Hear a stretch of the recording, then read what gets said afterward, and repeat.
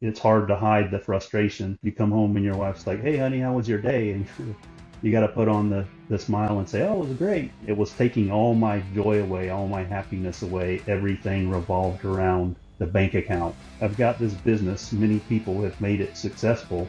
What am I doing wrong? You're a really good tradesman. You're not a really good businessman. So 20 years of trying to figure that out. I was just frustrated. I knew I was smart. I just didn't know the next step. I needed someone to guide me. And that's where I found you guys. It was like, oh, what's everyone charging?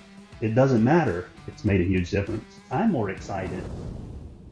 On today's episode, I interview Curtis Hancock from Hancock Plumbing, who is a member of the $1 Million Tradie program and who's built a successful business in Naples, Florida. Now, Curtis is a humble guy who faced the same challenges every business owner does around believing that change is possible for him and his business. Now, Curtis's journey is inspirational because it shows what can be built with consistent effort, a change in attitude, and learning the key skills of being a successful business owner. Tune in as Curtis talks through his challenging journey and shares all the lessons that he's learned. They say success leaves clues, and on today's episode of the podcast, I interview Curtis Hancock from Hancock Plumbing. So welcome, Curtis. Fantastic to have you here. Thank you for having me. I think there's going to be lots of juicy learning for all the listeners today, and also some inspiration if you're challenged with your business. Curtis has got a great story, and I was just going back through the notes when you actually joined the $1 Million Tradie. I make some pretty interesting reading. I think it was around June 2022. So I think you'd been in business around 20 years, and business was okay, but it was sort of static and going, somewhat sideways, I guess would be a way to put it. And your monthly revenue was around, I think, $100,000, and there wasn't a lot of profit in that for you. And it was also difficult for you to get away to take vacations, and the stress levels were, we're getting up there as well. So pretty much everything in the business was relying on you and to make it happen. And your sons weren't even that keen to be involved in the business because they could see that, you weren't really enjoying it that much as well. Yeah, Dad was struggling. Yeah, your dad was struggling. When you're a young fella, it's not encouraging to jump on board. So can you talk us through why it was important for you to make changes and get help when you did? 20 years in business, and you go through all these ebbs and flows, and there's a way that it can be done and you could be successful, but you're a really good tradesman. You're not a really good businessman. So 20 years of trying to figure that out, and I was really frustrated. I had a great marriage, still have a great marriage. Been married 28 years in 4 days. Nice. Great kids. Everything in my life was great, but it was the business. It was a constant stressor. Mainly the money, like you said, doing about 100,000 a year or a month, and not a big profit margin. So I've constantly been searching to figure out, how do I do this? How do I make it better? And luckily, one of your videos popped up. I saw it, and I was like, "That's the guy." So that was my first step into getting this ship on the right course. But yeah, I mean, I was just frustrated because I knew I was smart. I just didn't know the next step. I needed someone to guide me. How did that frustration affect you? I felt like I was beating my head against the wall. I try not to take it home, but I would, it's hard to hide the frustration. Oh, yeah. You know, your wife, you come home and your wife's like, "Hey, honey, how was your day?" And you got to put on the smile and say, "Oh, it was great." And it was really, frustrating because everything else was so good. Um, and it was taking all my joy away, all my happiness away. Everything revolved around the bank account. Um, and so, yeah, the frustration was just overwhelming. Yeah, and cash flow pressures and challenges are pretty consuming. So I hear you on that. It's tough. If you're not making money, why are you doing it?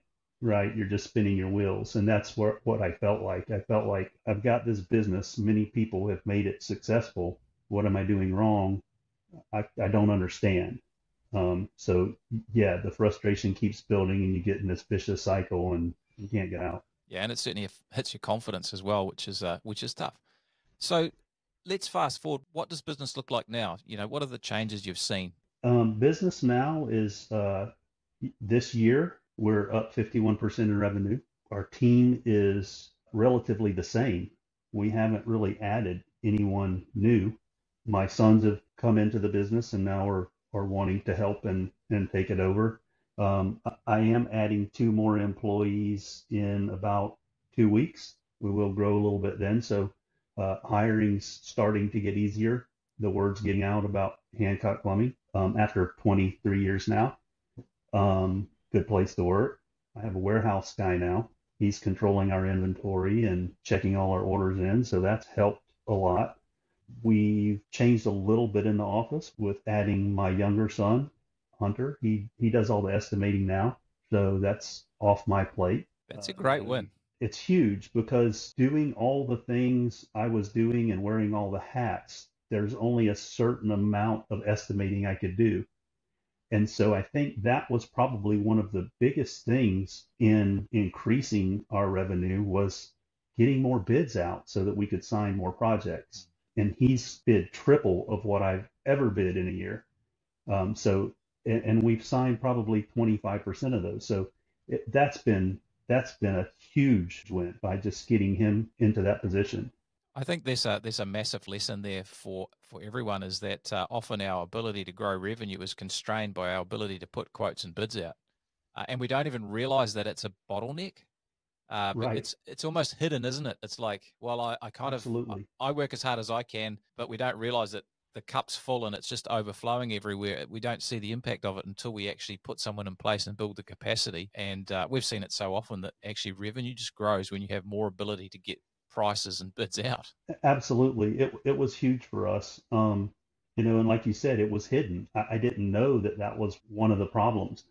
Knowing how to bid is huge, but being able to bid volumes, it's amazing the difference that it makes whenever you can increase the volume. Yeah, if your conversion rate is positive, even if it's not massively positive, the more bids you do, the more work you're going to get. It's as simple as that. There is a numbers game element to it. Yeah, I had always figured that if I could sign 10% of what I was bidding, then my prices were about right. And, that was a pretty good closure rate for bidding. Now, with it being 25% and we've actually increased all of our numbers across the board, it's made a huge difference. Bank account looks better, stress levels down.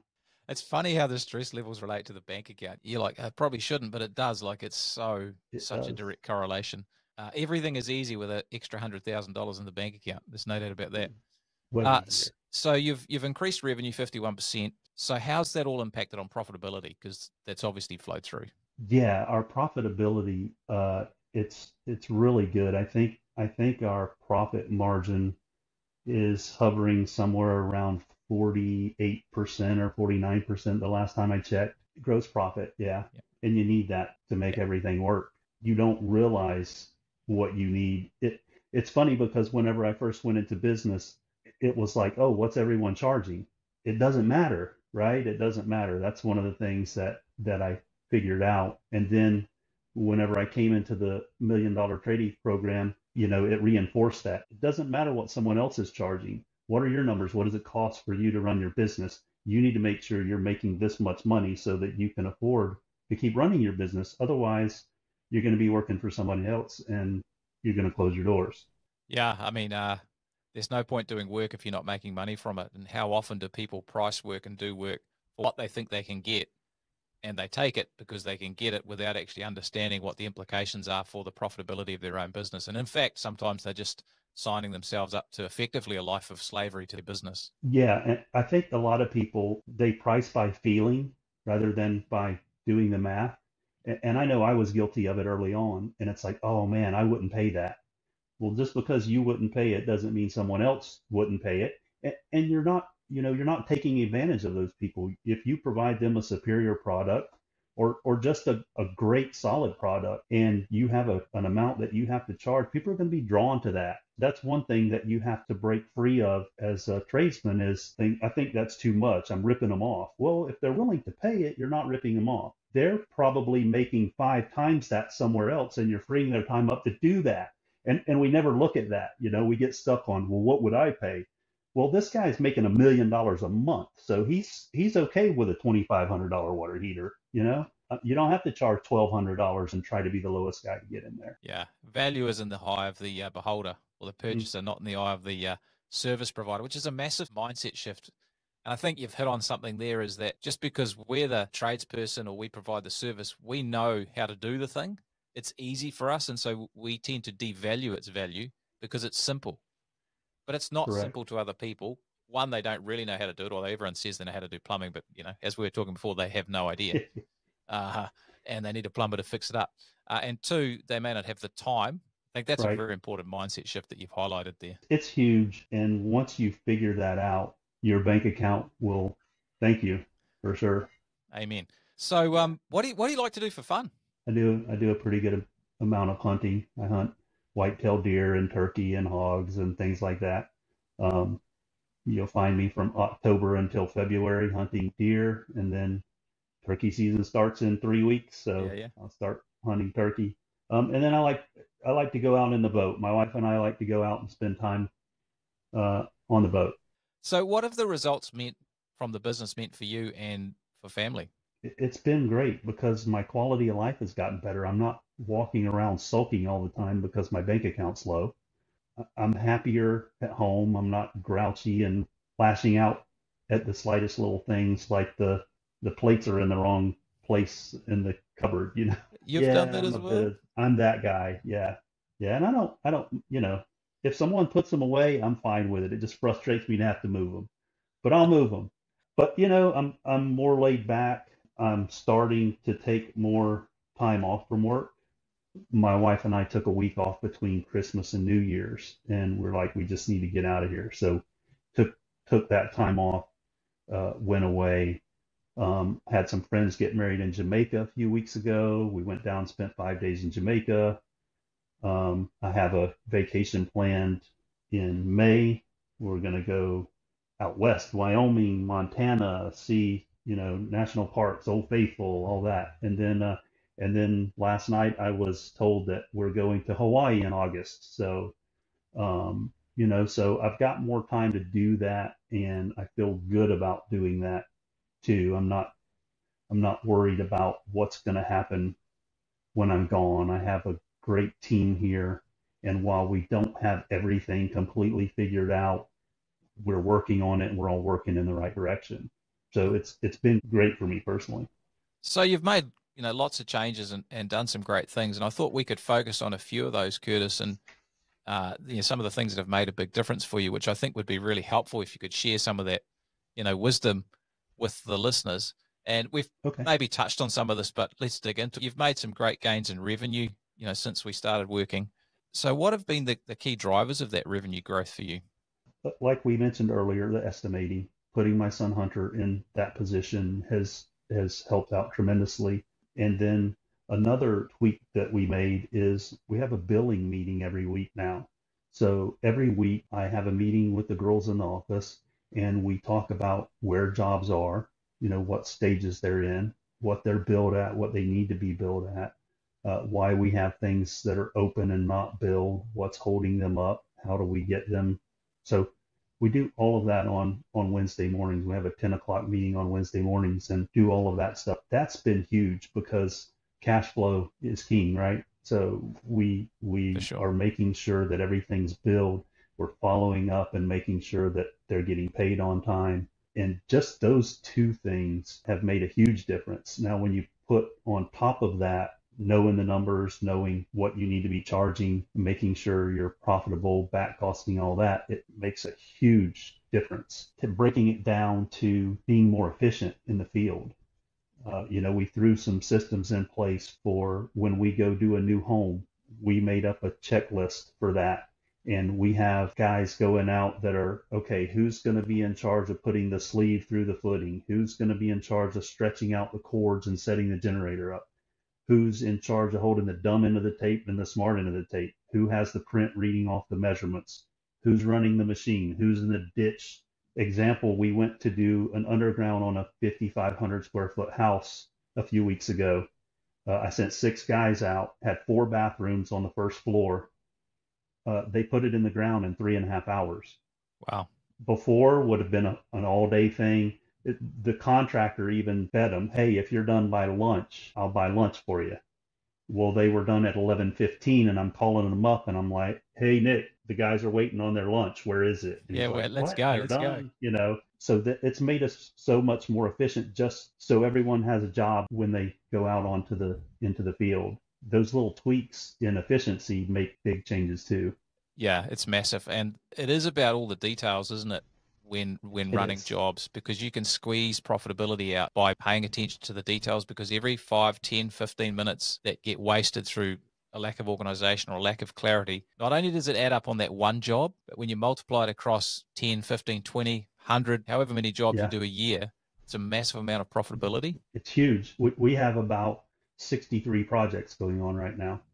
So 15 minutes on each one of those adds up to a lot of money. Yeah, the Yeah, devil is it's helped. definitely in the details here.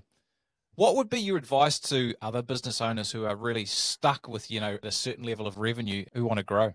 I would say the first thing is know what you're good at and start there and streamline it. Like our biggest part of the business is new construction custom homes, right? And I grew up in that. My dad was a contractor, so I grew up in that part of the business and I really, really love it. Now it's not as profitable as a service, which we're building separately, but Yep. we've always had this huge amount of custom homes and we're really good at doing them. And we've decided, okay, that's where we're going to start. That's what we know how to do. We're going to make it better than anyone else. We're going to put systems in place so that when we go out, people are going to be amazed at what we do. And so if you start there, you get the systems to operate it, that's your first big step. Then know your numbers. Know what it costs to do that job. Know how much you're spending when you send those guys out there. And at the end of the day, the numbers, they're number one. That's the whole game right there. Like know how much profit you're going to make or you're hoping to make and add a little bit more, make sure you make it. For sure. Having a niche, I think, is powerful because you can really niche down and specialize and drive efficiencies. Maybe two niches for risk prevention, so that you're just not reliant on one market, which is, I think, great advice. So, I love what you've done with profitability and digging into that and growing it. So let's have a look into that. What are the key things that you think have helped you improve profitability of your operation, Curtis? Definitely the profit margins and knowing my numbers, knowing what's coming in and going out. Whenever I have to send in my P&L, take a hard look at those at the end of the month when you get ready to send them off. Check that balance sheet out. Look, dig into the profit and loss, see where you're spending money. I've always said that I had a high overhead because we have so much information coming in and I want to be able to deal with it. I don't want to be shorthanded in the office. I wasn't willing to cut that. So the one thing I had to do is I had to make more money and figure out how to make more money. And so we've done that. It came down to we have to charge more. We've made huge gains in the last year and a half on benefits and pay and things like that. And we can't do that or give people raises or bring them up to where we want them to unless we're making money. So make sure that you're getting the profit. Use the gross profit calculator, man. Put everything into it when you start, and it's going to give you the numbers you need. And I even was like, you know what, I'm going to bump it up a little bit because I think we could bump it up, and it worked. I remember just real quick the first time that my son used it, Hunter. We had a project that I would have sold for $7,000, $8,000, and my son Hunter's like, Dad, he goes, this is a $12,500 job, and I was like, you think so? And he goes, I'm doing the numbers. He's like, we make really good money at 10, but I think this is 12 and a half because it's specialized. I was like, all right, so go ahead and send it out. So we sent it out. It got signed. I sent the guys down. They were done in 8 hours. And I'm like, oh, wow. We knew what we were doing. We prepped right and we made really good money on that job. So after that, I was like, all right, Hunter, use that gross profit calculator. You put in there, you know what profit margin we're looking at. We need to be here or better. You'd be amazed with how much money you could make if you charge what you need to. People just want work done and they don't want to have to worry about it. And it's worth a lot to them. There's a couple of great lessons there. One is obviously getting your gross profit. If you don't understand what gross profit is, it's absolutely critical. It's not a markup. It's basically, the cost of what the revenue from the job is less all the direct costs of doing the job, the labor, the materials, any subcontractors, etc. So you have to understand that, because that's the engine room of growth in your business. So that's the first Hmm. thing I picked up there, Curtis. The second thing is uh, sometimes it's good to have someone else estimating, because they don't have the emotional uh, attachment to the prices that the owner of the business has. And I see this all the time, Yeah. is you give the estimator some pricing targets and they stick to Yes. them, because that's their job, and they'll get their butt kicked if they don't. Uh, Right. Whereas as owners, we tend to talk ourselves up and down and think about the relationship we have with the client or the contractor or whoever it is, and we can actually Exactly. talk ourselves out of money before we send the bid. Whereas an estimator just pulls the trigger and gets it Yeah, done. So yeah, you're right. I'm like, well, you know what? I really like that guy. I'm going to give him a little bit of a break. And it's yeah, like, oh no, that's not good. So yeah, it's great having someone else do that. And I'm like, hit that target and we're all good. you've done some really great work around, working with your time, getting under control, and being more effective with your time as well. What did you Mhm. do differently here? For time management, the first thing I did is I created a default calendar. Well, with that, you have to prioritize for things that you have to get done. And I decided that I'm not going to run out every time someone calls me to go look at stuff. I'm going to set aside 2 days during the week, Tuesday and Thursday. Those are the days I'm out of the office. I'll meet anybody, anytime between 9 o'clock and 3:30. And what I found out is it's amazing that when you say no, people actually go, oh, okay, well, what else would work? A year and a half now, those are my meeting days, and I'll tell people, hey, I can't meet, but I have Tuesday open from 9 to 3:30, and I have Thursday open from 9 to 3:30. Which one of those days would work for you and what time? And all of the other subcontractors will actually cancel whatever they're doing that day and move it to the day that the general contractor wants. And he's moving it to the day that I can be there. Yeah, I was that guy that would go, oh, well, no, yeah, Monday I can be there. I'll come out, and I would have to drop everything I was doing at that time and go out. Now I get through the whole day, no interruptions, having to run out and look at jobs, and it's been huge for time management. Just prioritizing in the office stuff is the most important. It's what's keeping the company going. I find most of the meetings that I go out and look at on the jobs have a set of plans, and I pick up 95% of what I need to in those plans. It's just part of the relationship, meeting on site, getting to know who I'm working with, and what superintendent or the general contractor. It's more of just I'd be better just to take them out to lunch Mm. during the week than meeting on the site, because I don't get a whole lot of extra out of that. For a lot of us, I haven't got a telephone with me, but the telephone actually drives our behavior. And so Hmm. we feel like that we have to be at the beck and call of our contractors or clients or whoever it is, our potential clients as well. Uh, Yeah. and so the phone goes and we're like a jack in a box. We're up and out. And even if we've got stuff planned, we're like, oh, well, this has to be done now. And we almost fool ourselves with a false sense of urgency that this stuff has to be done. And you can spend the whole day responding to urgent demands, which actually aren't very urgent. They're often just disorganization from other people. And when you give them some guardrails around their time, they're actually like, oh, awesome. Actually, he's narrowed my choice down to 2 days. That actually makes my life easier, not harder. And so I think it's a very powerful mindset shift. It's okay to say no is what I found out. That was the biggest shocker to me, right? Mm. Because, oh, if I say no, I'm going to lose the work. But that's not it. They're actually respectful of it and say, oh, yeah, no, that's not a problem. I'll see if everybody else can switch to that day. I kind of equate it to this, like we're creatures of habit, right? We have routines. Like we put our same shoe and same sock on every morning. Like I don't switch between right and left. I always put my left sock on and then my right sock on. That's we're creatures of habit. And the more habits that you can create in your business, that's what systems are, right? They're habits. It's what we're going to do every single time. It makes a huge difference. It's made time management for me. It's been great because I can sit in the office and get stuff done, things I need to work on, get them done without that interruption of having to go out, and that's huge. Let's talk about team, Curtis. So obviously team members are a big part of success for businesses and for you. So what were the main frustrations you had on the team front early days?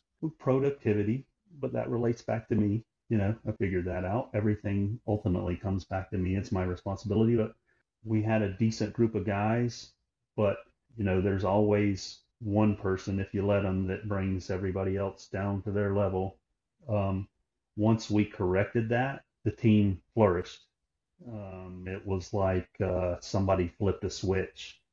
What did you do? What strategies and processes did you put in place to build a strong and motivated, productive team? Not having any bad eggs around first, Mm. and then we started trying to change the culture. Like we had our first little get together was it's a Friday, had everybody knock off at 12 o'clock, come back. We had pizza for lunch, and we had a cornhole tournament.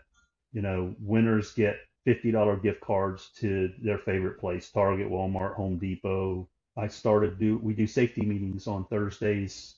I bring breakfast. I'll stop. It'll be donuts or bagels or hopefully my wife's not listening, McDonald's. And then we implemented the 9-day fortnight, giving everyone every other Friday off. Everyone really enjoys that. I enjoy that. We talked earlier, might have been at a boot camp, about the impact it had for particular one of your team. Can you Yeah. tell us about that? Because that actually got me in the feels. Yeah, and it's funny because I just had that happen again. The gentleman that I'm hiring that's coming to work here next week, I was telling him about that, and he said the same thing. So I've had two people say this. He's like, "Wow, I get every other Friday off," and I was like, "Yeah, every other Friday you take off. We work 9-hour days that Friday off." And he goes, "I can actually be a dad. I can take my kids to school." And that's something he's never been able to do. He leaves early in the morning, but with this every other Friday off, now he gets to do dad duties and take his kids to school and pick them up from school. And, it's family time. That's what it's all about, right? We do all this work so that we can spend time with our families. And this is just one little way for him to get an extra day that he can be a part of his kids' lives. And that for me was totally worth it if there was no other reason. But on top of that, the benefits that we've had from it is, we've had less call outs because of it. Because hey, I did tell them if you miss a day during the week, you're going to have to work that Friday to make it up. So we've had less call outs. They're happy getting their 3-day weekend and they don't want to come in and have to work on their day off, so they don't call out as much. That's been huge. And we get the same amount of work done. I mean, we're working 9 hours a day. Everybody's like, well, what about if we don't work a full week? I go, but you're getting overtime on the week before. And if you look at your paycheck, it actually works out to where you're making more money working 9 9-hour days and taking one day off. And it's attractive as a hiring proposition as well, because people see a point of difference that you're Yes. actually putting the team and their needs at the front, and it's not something they'll get somewhere else, which is another nice little silver lining to it. Yeah, it does differentiate us from other companies because no one else around here does that. So, and everyone I speak to about it is like, wow, I've never heard of that. That's a great idea. And I'm like, Tony Fraser Jones and the Profitable Tradie team. Too kind, mate. Too kind. Let's talk about your lads. So your sons, Aiden and Hunter. So they're involved in the business, Yes. and you've been working on some succession planning with them, which is a really interesting topic in businesses. I come from a Yeah. farming background, and succession planning in farms can be an absolute nightmare. A good recipe for families never to talk to each other again. But this is not like that. So, but things weren't always rosy on having Aiden and Hunter involved in the business. So, what was their an interest prior to the changes that you've made in terms of being involved with the business? I spent most of my business ownership career trying to get them not to do it. You're going to go to college, you're going to do this, you're going to do that. Their mother was huge on you have to go graduate college. Everyone in her family did it, so that's the way it was going to be. And I tried it. It wasn't for me. I liked working with my hands and seeing what I created, and I was okay with it not being for my kids, but I also was like, you need to go get a business degree so you don't end up like me. My older son, Aiden, tried it. He's like, you know what, Dad? He goes, I'm not interested in going to school anymore. And I was like, all right, son, well, you're going to have to come back and be blue collar with me. My younger son, Hunter, he did a dual enrollment, got his first 2 years done while he was still in high school. He comes out, he goes, yeah, Dad, I don't think I'm going to do it. And I was like, all right, well, you're going to have to get a job. You Yeah, can you're tell, going to Mum. break it to your mother. I'm not Yeah. breaking it to her. But she's like, all right, well, you've got to get a job. And so my youngest son, Hunter, who's our estimator now, was like, don't want to work in the plumbing business. He saw my stress. My older son, Aiden, had no choice. He needed a job, and we're going to come work for Dad. But since we've started this program and they've come into the business, I'm more excited now that I have someone to pass it down to. It's kind of renewed my interest in growing it, and them knowing now that it can be a profitable business if it's run correctly. They're excited about coming in and taking it over and hopefully putting me out to pasture in 3 years. I say three, they say five. There's still some arguing Yeah, amongst us some on debate. that, but they see other companies, other plumbing companies that are really successful, and they're taking ownership of the company, and we're discussing where we're going and what we're doing and how we're going to do it, and it's fun. It's really fun. I never thought I would have two partners to help me out, and I enjoy it. I enjoy working with my sons every day, and I enjoy the business again too. I think this a really important thing here is because most people who are listening probably have had the experience of business being a bit tough and difficult, and perhaps some people are where you were, knowing that you're actually smart but not quite sure how to make things work. And in our experience working with thousands of businesses, the opportunities and plumbing businesses are great businesses as well. Fantastic. Fantastic businesses and huge upside potential. The ability to make an amazing living with a plumbing business is actually significantly higher than most people will have going through college and getting a corporate type job. Hmm. And you get to be your own boss and do your own thing, Right. which for some of us, we're unemployable. That's what we need. So I think what I'm really passionate about is, helping people understand that this is actually an amazing opportunity. And plumbing businesses, not only can you make great profit and cash flow, but actually you're building something that has value. It has equity Right. value. It has a balance sheet value. And if you wanted to potentially sell it at some stage, there is an option to do that. And it's actually quite hard to do that with a corporate job. I have not figured out how you do that yet. Right. Yes. So I'm actually so excited that you're excited about that, because I think that's the opportunity that a lot of people just haven't understood is available to them yet. Yeah, the ability to go out and create your future, it's always been really intriguing to me. And for years, I thought I was doing that, and then the further I got in, the harder it became. And I'm like, okay, well, maybe this isn't for me. Maybe I do need to go get a job somewhere else. And every time I had that thought, I was like, but then I'm answering to somebody and I know they're not going to be a good boss like I am. They're not going to be as cool as me, and I'm only going to be limited on the amount of time. I can only take a week off and I'm going to have to work for all this time, and the attraction of hitting the clock at 5 and going home and not having to worry about it was very attractive, but everything else, it was like, no, I can't do that. I have to make this work. And so I was actively searching. I read Michael Gerber's book, The E-Myth, twice, going, I got to figure this out. I know it's in here. I don't understand it. What do I do? But it was just finding the right fit, and what's the right fit for me? Who's the right fit? Who understands me? And that's where I found you guys and your video where you said, have you ever been sitting in your truck crying because you just don't know what to do? And I'm like, I'm that guy. I've been there, man. I've been on the verge of tears, wondering, where do I go? This guy gets me.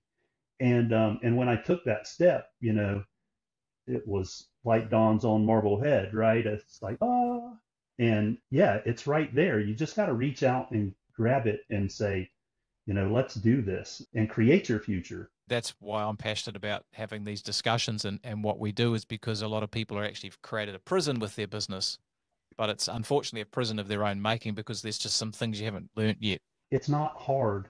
It's not going to happen overnight. I keep saying 3 years to the boys, they say five. They're probably more right. It may take 10 years to get the company where we actually want it, but we're making steps in that direction. And as long as we're making those steps, it's fine. And I'm a tortoise guy. I'm not a hare guy. I'm the slow guy that's going to keep churning and putting a couple systems here and a couple systems there and seeing the difference that they make. And I'm going, one day all of this is going to be done and I'm not going to have to create any more systems or do any more because it's going to be done already and it's going to run on its own. So I think a lot of people, and even myself, are overwhelmed by the idea of systematizing everything that you have to. And it's much simpler than that. It's like start small and just take baby steps and you'll eventually get there. Some people may be faster at it than others, but don't be terrified of, this big monster that I have to create. It's not that. We've joked about this before. You call yourself the tortoise guy as though it's almost that somehow the hare is better. In my experience, watching so many people grow their businesses, is that it's consistency that counts. Yep. And being a tortoise is actually a pretty good thing because you've still got to run your business. There's all the stuff you've still got to deal with. So if you try and change everything at once, what tends to happen is it can be quite overwhelming and it's just too stressful. Mm-hmm. It just absolutely blows your mind apart. And so focusing on a few small things, particularly at the start, you get some wins and you see that this is starting to work. That builds your confidence and you just keep plodding on. And most people grossly overestimate what they can do in a year, but they grossly underestimate what they can do in 5 years. Right. And that's really powerful. So I think that's a huge learning. And on that, Curtis, are there any other mindset shifts that that you've had to make or have been really helpful for you in terms of the way you approach your business now? Knowing what your numbers are. I mean, that's the basic thing, and that's the biggest thing. I didn't want to look at numbers because I knew they were awful. I was scared to open the bank account and look and see how much money was in there because I'm like, oh, we've got payroll Oh, in shoot. 2 weeks. Do I have? But it's a necessity. Like you have to know. And if you don't want to look at the bank account right away, look at your profit margins. Like, when you bid a job, make sure that you've got enough profit built in there. Do that first. That was my biggest mindset change was we have to charge people because we want to do all this stuff and without money we can't do it. So don't think that you're ripping people off because people will appreciate you coming in and doing the job that you need to do with your expertise. They don't mind paying you for it if you do a great job at it. And, looking at the business rather than a cage, look at it as a tool.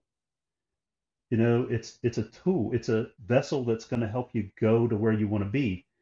You want to retire one day. You don't want to work until you're 70. I don't want to work until I'm 55. That's 3 more years. But I'm going to have to.